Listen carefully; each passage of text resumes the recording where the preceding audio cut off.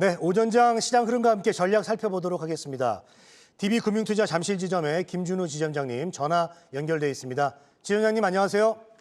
네, 안녕하십니까? 네, 자, 현 시점에서 전략을 한번 세워볼까요?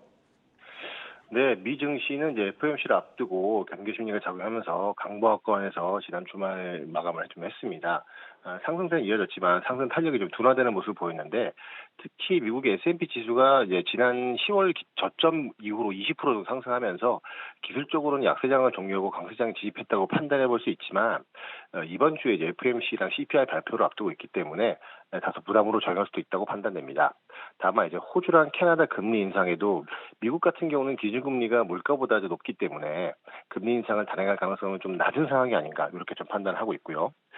미국 시장의 특징주를 살펴보면 소프트웨어 기업이 이제 어도비가 AI에 따른 실적 기대감으로 3.4% 상승을 했고 반도체 기업인 AMD가 3%, 마이크론이 0.2%, 퀄컴 2.3%등 전반적으로 좀 강세를 보였습니다.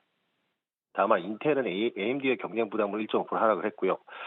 또 우리가 특징적으로 볼 수 있는 건 테슬라 주가가 계속해서 상승하고 있다는 점입니다. 전기차 충전소 공유 소식 때문에 테슬라가 한 4% 상승을 했고 연초 대비해서 2배 가까운 상승률을 기록하고 있는데 GM도 1%, 포드 1% 등 자동차들도 전반적으로 상승을 했고 넷플릭스 같은 경우도 계정 공유 차단에 따른 가입자 증가로 2.6%가 상승을 했습니다.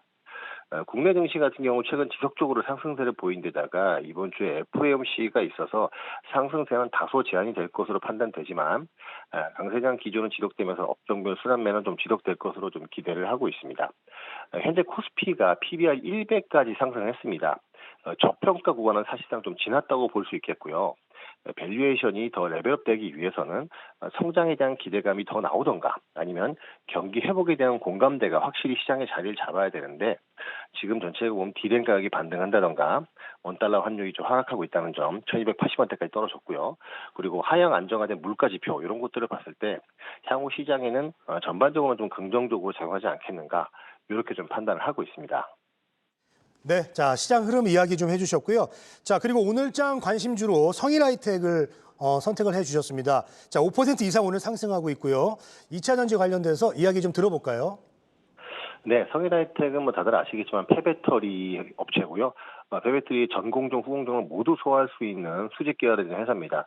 이런 회사가 전 세계적으로 한 5개 정도가 있는데 3개가 중국 업체고 하나가 벨기에 유미코고 또 하나가 우리 한국의 성일하이텍입니다. 이 성일하이텍 같은 경우는 이미 폴란드나 헝가리 공장을 가지고 있기 때문에 유럽판 IRA 법안의 수혜자로도 지목이 되고 있고요. 그리고 또 지분 관계를 봤을 때 삼성 SDI가 지분을 8.8% 보유하고 있어서 폐배터리를 굉장히 안정적으로 조달받고 있다고 볼 수 있을 것 같습니다. 또 이를 바탕으로 북미 지역에도 폐배터리 전공정, 후공정 공장을 전후공정이 다 되는 공장을 건설할 계획을 가지고 있습니다.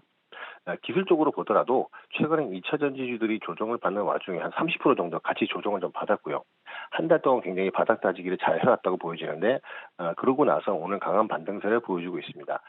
중장기적인 관점에서 계속해서 조정 심하다, 부담 매수하는 전략이 유효한 종목이다 이렇게 좀 말씀드리고 싶습니다. 네, 자, 오늘장 관심주 성일하이텍까지 이야기를 좀 들어봤습니다.